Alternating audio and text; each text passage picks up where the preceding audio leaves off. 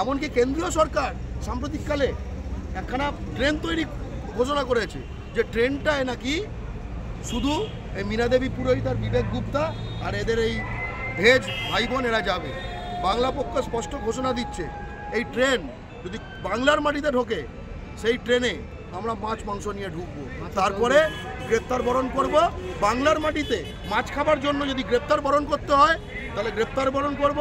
এবং বইমেলায় এক বাঙালি বোন সেদিন বলল ইন্টারভিউতে, মাছ ভাত রক্ষার জন্য, বাংলার মাটিতে বাঙালির অধিকার রক্ষা করার জন্য যদি যুদ্ধ করতে হয় তাই করবে। মারা গেছে, ধরো একটা ডেড বডি পড়ে আছে, তুমি বলছিস এত খুন খারাপি বেড়ে যাচ্ছে, বুলেট ব্যান করো। কথার কোনো মানে নেই, খুনি ব্যান করতে হবে। বুলেট ব্যান করে কোনো লাভ আছে? খুনি ব্যান করতে হবে। গুটখা ব্যান করে কোনো লাভ নেই, গুটখা খোর ব্যান করতে হবে। খোর ব্যান করতে হবে বাংলার মাটি থেকে। প্রতিটি গুটখা করে কোনো স্থান নেই। বাংলার মাটিতে একটাই বিহার থাকবে, তার নাম কোচবিহার। প্রথম কথা হচ্ছে যে আপনার বাড়িতে, আমার বাড়িতে, সবার বাড়িতে মাছ হয়, আমরা কি কোনো বার্তা দিই? আমরা স্বাভাবিক জীবনযাপন করি। কিন্তু আজকে বাংলার মাটিতে এমন কিছু স্পট তৈরি হয়েছে বাঙালি বিদ্বেষীদের, যেখানে মাছ খেলে বলে হচ্ছে কি বার্তা দেওয়া হচ্ছে। হ্যাঁ, সত্যি আমরা বার্তা দিচ্ছি। আমরা বার্তা দিচ্ছি এইটা যে বড়বাজার, গিরিশ পার্ক এই এলাকা, যেখানকার কাউন্সিলর মীনা দেবী পুরোহিত বিজেপির আর যেখানকার এমএলএ হচ্ছে এই বিবেক গুপ্তা তৃণমূলের, সেই এলাকাটা রাজস্থানে নয়, সেই এলাকাটা পশ্চিমবঙ্গের মধ্যে। এই বার্তাটা প্রাথমিকভাবে এই বার্তাটা আমরা দিচ্ছি। এই বার্তাটা কেন দেওয়ার প্রয়োজন হলো কথা বলবেন? এই বার্তাটা কোনো দেওয়ার প্রয়োজন কেন হলো? তার কারণ এই মীনা দেবী পুরোহিত বাঙালি বিদ্বেষী এমন এক এলাকার কাউন্সিলর, যেটাকে গত কয়েক দশক ধরে ক্রমে ক্রমে বাঙালি শূন্য করে দেওয়া হয়েছে, যেখানে বাঙালি ব্যবসায়ীরা লাঞ্ছিত, বঞ্চিত, নিপীড়িত, এমনকি খুন করা হয়েছে। সেই এলাকা একদম বাঙালি শূন্য। কিন্তু সেই এলাকা বাঙালি শূন্য করে তাদের আশ মেটেনি। তাদের জনপ্রতিনিধি মীনা দেবী পুরোহিত এখন বলছে যে বাংলার মাটিতে, কলকাতায়, বাংলার রাজধানীতে মাছ কিভাবে বিক্রি হবে, যে মাছ কেটে বিক্রি হবে, ঠিক আছে? তো মাছ কেটে বিক্রি হবে না, কীভাবে বিক্রি হবে, ঠিক আছে? সেটা তার নাকি দেখে কাটা মাছ, কাটা মাংস দেখলে তার গা ঘিনঘিন করছে, তার গা গুলোচ্ছে। আমরা একটা কথাই বলতে চাই, যে চোখ দেখলে গা ঘিনঘিন করে, যে নাক থেকে মাছের গন্ধ, মাংস দেখলে গা গুলোয়, সেই চোখ নাক, এবং সেই চোখ নাক যে বডির ওপর সেটে আছে, সে পুরোটাই, ঠিক আছে, সেটির স্থান একদম সুস্থভাবে তারা এখানে সুন্দর এখন কানেকশান রয়েছে হাওড়া থেকে জয়পুর, হাওড়া থেকে পাটনা, বিভিন্ন জায়গায় যেখানে এইসব দৃশ্য পাওয়া যাবে না, তারা সেখানেই তারা সুন্দরভাবে যাপন করুক, আমাদের কোনো আপত্তি নেই। একটা কথা মাথায় রাখবেন, অতিথি কখনো বাড়ির গৃহস্থের রাত্রিরে কি খাবার হবে এটা ঠিক করতে পারে না। বরং কি হয়, যদি সঠিক অতিথি হয়, কি বলে, তোর বাড়িতে তো ওইটা খুব ভালো হয়, আমি খেতে আসছি। তার মানে এই যে কোনো মানে সংস্কৃতিবান অতিথিও না, আবার ভূমিপুত্রও না। তার মানেটা কি? তার মানে দখলদার। এই দখলদার বাংলার মাটিতে ছেয়ে গেছে, তাই তারা এত সাহস পাচ্ছে। ভেবে দেখুন তো, কোনো বাঙালি আজকে রাজস্থানে গিয়ে বলতে পারবে যে রাজস্থানীরা, মারোয়ারিরা আরেকটা মারোয়ারিকে কী বেচবে, কীভাবে বেচবে, খাবারের জিনিস কেমনভাবে খাবে, কেরমভাবে সেটা রাখবে, এটা কেউ বলতে পারবে? কোনো সাহসের বিষয় রয়েছে?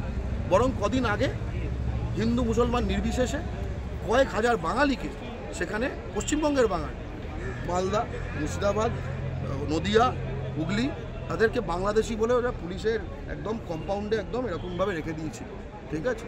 বাঙালি ওখানে যে স্ত্রীরা রয়েছে, পুরুষ মানুষদের নিয়ে গেছে, শাঁখা পলা নিয়ে রাস্তায় এমনি দাঁড়িয়ে আছে, তাদের শোনার কিছু নেই। এইটা তাদের ট্রিটমেন্ট দিতে চাই না। আমরা কি করতে চাই?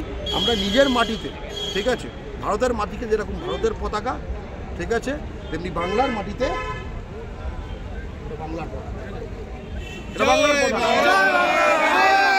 বাংলার মাটিতে বাংলার পতাকা উঠবে না তো কোন মাটিতে উঠবে? রাজস্থানে উঠবে। আজকে এই উৎসব থেকে বাঙালিকে বা এলাকার জনগণকে আপনারা মাছ ভাত খাওয়াচ্ছেন, কি কি মাছ এনেছেন আজকে? কালবোস, শুটকি, রুই, কাতলা, এত অবধি আমার জানা।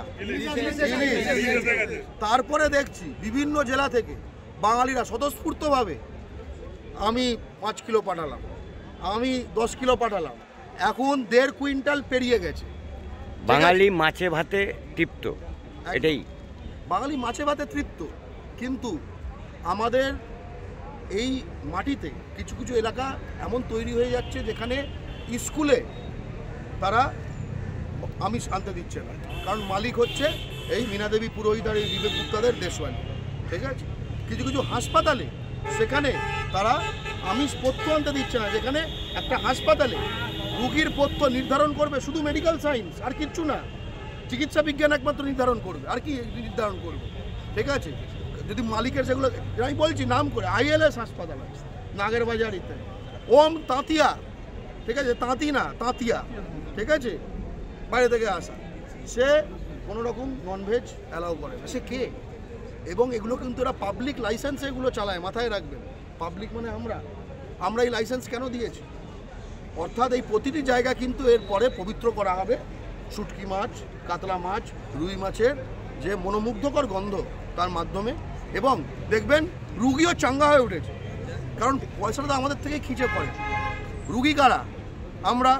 পয়সা করছে ওরা খাবার খাবো কি ওদের? কেন রে ভাই, পয়সা দিয়ে খাচ্ছি। আর একটা বিষয় দেখবেন রুগী চাঙ্গা উঠে, এমনকি মল নানা রকম, এমনকি কেন্দ্রীয় সরকার সাম্প্রতিককালে একখানা ট্রেন তৈরি ঘোষণা করেছে, যে ট্রেনটায় নাকি শুধু এই মীনাদেবী পুরোহিত আর বিবেক গুপ্তা আর এদের এই ভেজ ভাই বোন এরা যাবে। বাংলা পক্ষ স্পষ্ট ঘোষণা দিচ্ছে, এই ট্রেন যদি বাংলার মাটিতে ঢোকে, সেই ট্রেনে আমরা মাছ মাংস নিয়ে ঢুকবো, তারপরে গ্রেপ্তার বরণ করব। বাংলার মাটিতে মাছ খাবার জন্য যদি গ্রেপ্তার বরণ করতে হয় তাহলে গ্রেপ্তার বরণ করব। এবং বইমেলায় এক বাঙালি বোন সেদিন বলল ইন্টারভিউতে, মাছ ভাত রক্ষার জন্য, বাংলার মাটিতে বাঙালির অধিকার রক্ষা করার জন্য যদি যুদ্ধ করতে হয় তাই করবে। আর একটা বিষয় দেখা যাচ্ছে, কলকাতার রাজপথ এবং রাজপথ পার্শ্বস্থ অঞ্চলগুলো এবং বেশ কিছু গাড়ি গুটকার দাগ এবং গুটকার চিহ্ন দেখা যাচ্ছে, কি বলবেন আপনি? সম্প্রতি বাংলার মাননীয় মুখ্যমন্ত্রী মমতা বন্দ্যোপাধ্যায় এই গুটখা এই নিয়ন্ত্রণ করা চারিদিকে যেরকম হয়ে গেছে, এটা নিয়ে উনি বলেছেন। ঠিক আছে, এরপরে এর আগে বছর বছর পশ্চিমবঙ্গ সরকার নিয়মতান্ত্রিকভাবে, কোনো মন থেকে নয়, একটা গুটখা বিক্রি করা বেআইনি এরকম একখানা নোটিশ দেয়।